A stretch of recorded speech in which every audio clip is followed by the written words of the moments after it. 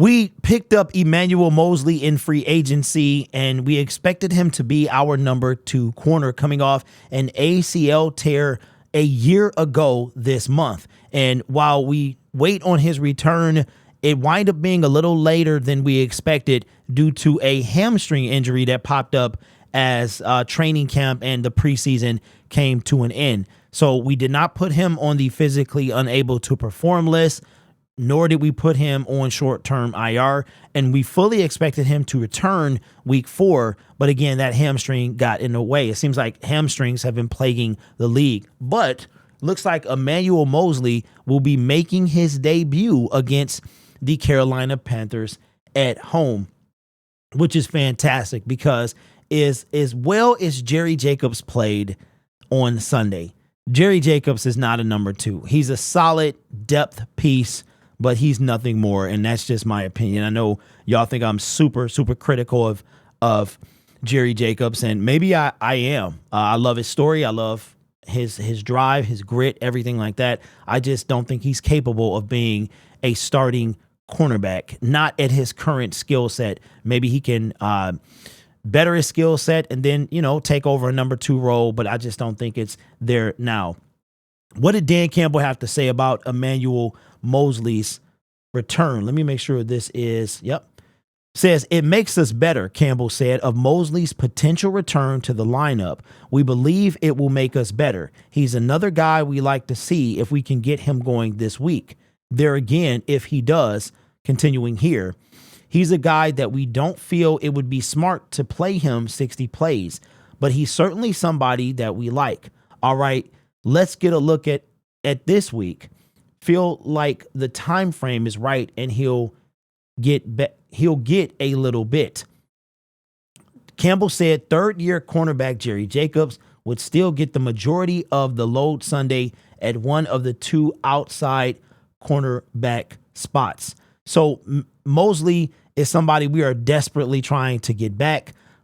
Says in 5 starts for San Francisco last year before suffering the knee injury, opposing cornerbacks had just a 66.9% rating throwing Moseley's way with no touchdowns allowed in his coverage area. That is giant. That's giant because Moseley is a guy that when we signed, like I said at the beginning of this video, we signed him looking forward to him being number 2. Cam Sutton, when we brought these guys in, we knew that we were eventually going to trade Jeff Okudah. The writing was on the wall once that happened. So we knew Sutton would be one side and that Moseley would probably play the other. Now, some of you might have wanted or expected the Detroit Lions to draft a cornerback. I know Christian Gonzalez was high, Devin Witherspoon, and some of you believe that he was the pick at number 5 or number 6 if Seattle didn't take him at number 5. I don't personally believe that, but I mean, it could have been. We don't know.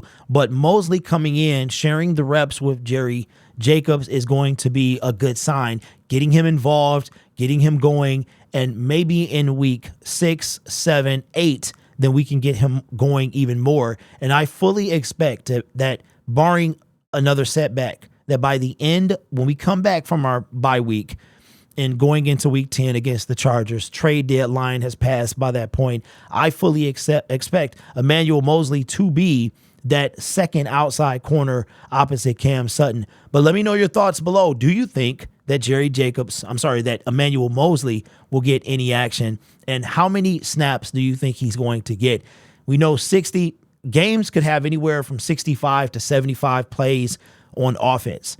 So I'm thinking that we might see Emmanuel Moseley for 20 or less, 20, maybe even 15. I think that Moseley might be on probably a more limited count than JAMO, but they both suffered the same injury. So maybe they get the same. Maybe they get in the double digits or something like that, or maybe in the low to mid 20s. But definitely, I think 30, half the game would definitely be the cutoff for both of these individuals. So how happy are you to have Emmanuel Moseley potentially back in the lineup? I think we are going to see him, so I'm excited about that. You can only take Jerry getting burned so much, and this continues back to last year. I know y'all like the guy. I do, but I'm just looking at pure skill. He had him a game on Thursday against the Packers. I'm not taking anything away from that. He played great, and he helped us secure that victory. There's no doubt about that. The thing about Jerry Jacobs is the consistency and the consistent pass interference calls. He's consistently getting beat as well, and I just don't think he is a true number 1 or 2 corner for that matter, but that's just my opinion. Let me know yours in the comments below. You guys are awesome. Take care of yourself and each other, and as always, go Lions.